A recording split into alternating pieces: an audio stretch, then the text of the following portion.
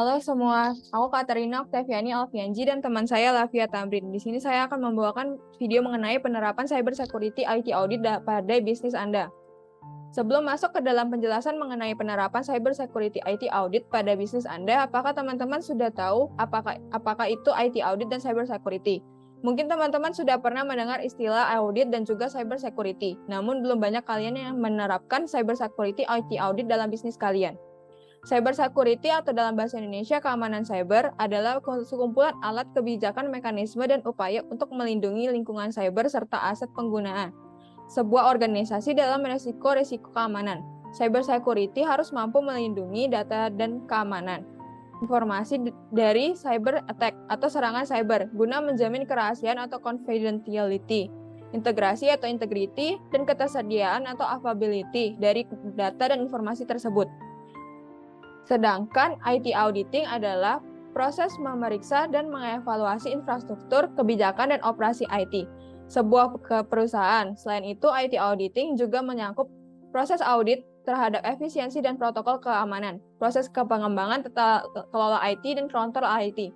Dari salah satu cakupan IT auditing, yaitu efisiensi dan protokol keamanan, dapat dilihat bahwa cyber security merupakan salah satu bagian yang diaudit oleh IT auditor.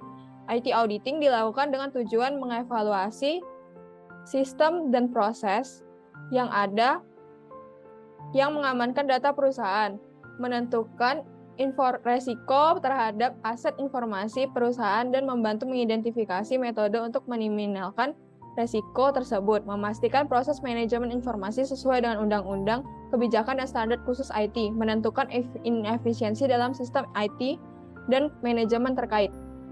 Selanjutnya, tanda bisnis yang beresiko terkena serangan cyber. Yang pertama, Anda menggunakan sistem operasi lama. Untuk bekerja secara efisiensi, Anda harus menggunakan sistem operasi baru. Sistem operasi lama dapat meningkatkan eksposur Anda terhadap risiko dunia maya karena tidak memiliki fitur keamanan yang up-to-date. Yang kedua, staf Anda menggunakan perangkat mereka sendiri untuk tujuan kerja. Mengizinkan staf untuk menggunakan perangkat mereka sendiri memiliki sejumlah resiko. Saat staf menggunakan perangkat mereka sendiri, akan lebih sulit bagi Anda untuk melacak sistem operasi dan perlindungan keamanan yang mereka miliki.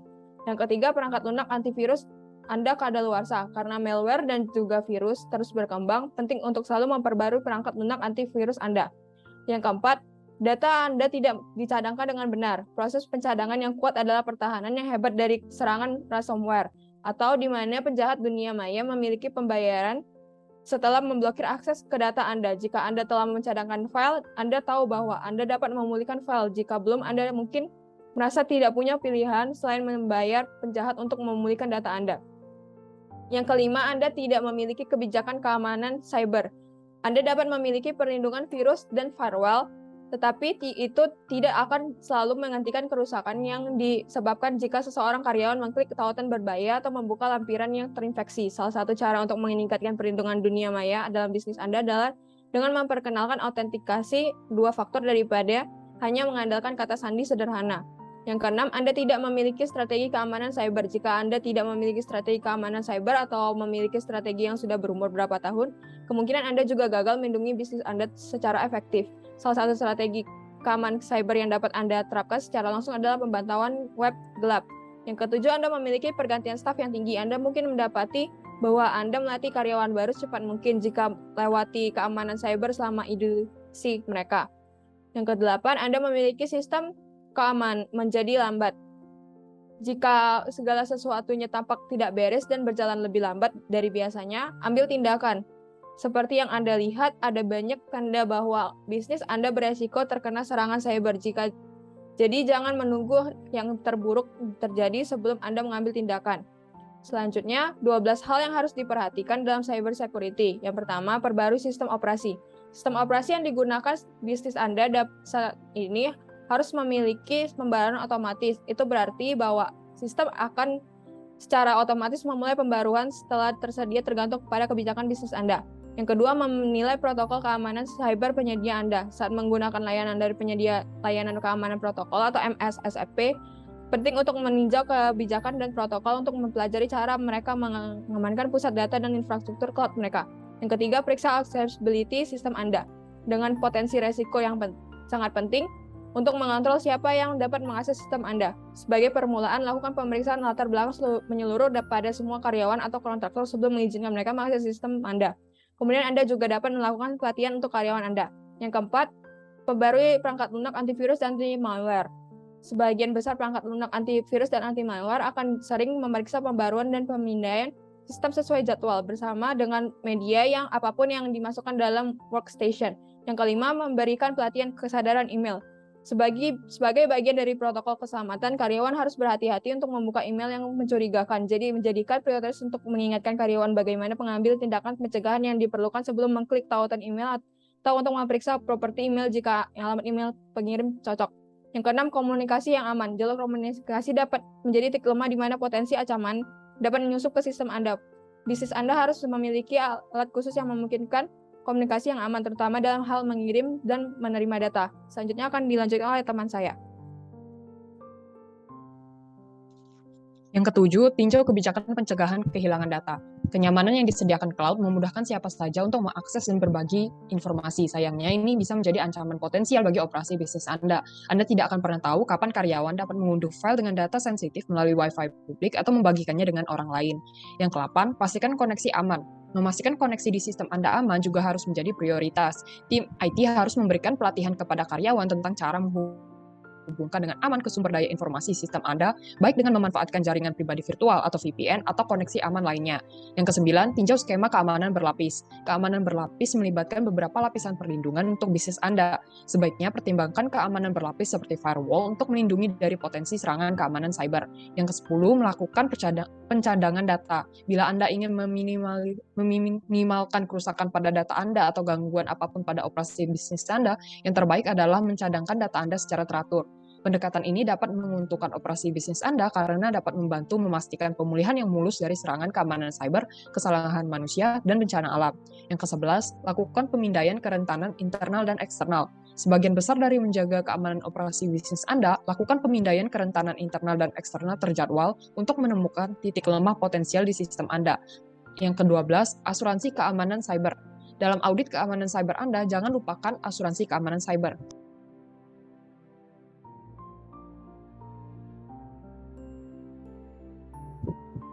Selanjutnya, 10 tips cybersecurity untuk bisnis Anda. Yang pertama, tetap perbarui perangkat lunak. Anda perlu memastikan bahwa semua desktop, laptop, tablet, ponsel, dan perangkat lain yang dimiliki oleh perusahaan Anda selalu diperbarui. Anda juga perlu memastikan bahwa Anda melacak perangkat lunak dan setiap kelemahan keamanan di dalamnya yang mungkin telah terungkap. Yang kedua, pilih VPN. VPN adalah jaringan pribadi virtual. VPN adalah alat yang hebat untuk bisnis kecil yang tidak mampu membeli jaringan internal mereka sendiri atau untuk anggota tim yang bekerja di rumah. VPN penting untuk digunakan karyawan di rumah karena keamanan cyber mereka cenderung lebih lemah di sana daripada di gedung perkantoran Anda. Yang ketiga, taktik firewall manusia. Mulailah dengan membahas bahaya phishing. Ini adalah sesuatu yang mungkin harus Anda pelajari tentang diri Anda juga. Pastikan bahwa mereka mengetahui detail kecil seperti fakta bahwa adalah mungkin untuk mengubah tujuan hyperlink tanpa mengubah tampilannya. Yang keempat, perlindungan antivirus dan firewall. Perangkat lunak antivirus dirancang untuk mendeteksi dan menetralisir segala ancaman terhadap jaringan bisnis, sistem komputer, atau perangkat Anda. Perangkat lunak antivirus memang membutuhkan biaya, tetapi biayanya relatif kecil dibandingkan dengan nilai yang dapat mereka tawarkan kepada Anda. Yang kelima, perbarui protokol pelatihan keamanan dan teknologi. Protokol ini akan memastikan bahwa setiap orang menggunakan mesin mereka dengan aman dan tahu persis apa yang diharapkan dari mereka. Yang autentikasi dua atau multifaktor untuk login dan persetujuan. Salah satu cara termudah untuk melindungi akun terpenting Anda dari peretasan adalah dengan menggunakan autentikasi dua atau multifaktor saat masuk. Yang ketujuh, melindungi informasi identifikasi pribadi. Informasi identifikasi pribadi atau PII adalah istilah teknis untuk semua jenis informasi yang dapat digunakan peretas untuk mengetahui di mana Anda berada atau bahkan siapa Anda. Yang ke-8, jangan gunakan Wi-Fi publik. Jaringan Wi-Fi publik adalah taman bermain peretas dan sangat berbahaya, bahkan untuk perangkat yang sangat terlindungi. Mereka benar-benar hanya boleh digunakan sebagai upaya terakhir. Yang ke-9, cadangkan data Anda secara teratur. Jika Anda mencadangkan data Anda secara online di cloud, misalnya AWS, atau secara fisik di lokasi terpisah, maka Anda dapat menghapus komputer Anda untuk menghapus ransomware dan kemudian mengunduh semua data Anda lagi. Lalu yang ke-10, gunakan kata sandi yang kuat dan alat manajemen kata sandi. Kata sandi yang kuat adalah garis pertahanan pertama melawan peretas dan tidak boleh diabaikan, bahkan ketika Anda menggunakan setiap tip lain dalam daftar ini. itu saja untuk pemaparan materi. Selanjutnya akan ada latihan soal agar materi yang didapat dapat lebih diresapi.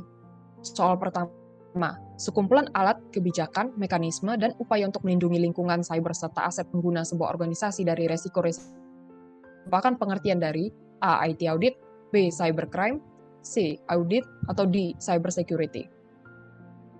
Jawabannya adalah D. Cybersecurity. Yang kedua, menentukan investasi dalam sistem TI dan manajemen terkait adalah salah satu dari tujuan dari A. IT audit, B. Cybersecurity, C. Cybercrime, D. Audit. Jawabannya adalah A. IT audit. 3. Berikut yang bukan merupakan tanda bisnis beresiko terkena serangan cyber. A. Data di backup dengan benar. B. Bisnis memiliki pergantian staf yang rendah. C. Staf menggunakan perangkat perusahaan. Atau D. Bisnis menggunakan OS yang lama. Jawabannya D. Bisnis menggunakan OS yang lama. Selanjutnya nomor 4, berikut yang merupakan hal yang perlu diperhatikan dalam cyber security IT audit adalah A. Jangan gunakan WiFi publik, B. Perlindungan antivirus dan firewall, C. Meninjau kebijakan pencegahan kehilangan data, D. Gunakan autentikasi 2 atau multifaktor untuk login dan persetujuan. Jawabannya adalah C. Meninjau kebijakan pencegahan kehilangan data. Selanjutnya, nomor 5, salah satu hal yang perlu diperhatikan dalam cyber security IT audit adalah A. Pilih VPN, B. Memperbarui perangkat lunak, C. Human firewall tactics, atau D. Menggunakan WiFi publik. Jawabannya adalah B. Memperbarui perangkat lunak. Ini adalah list dari referensi yang digunakan untuk menyusun PPT ini. Baik, sekian dari presentasi kami. Terima kasih.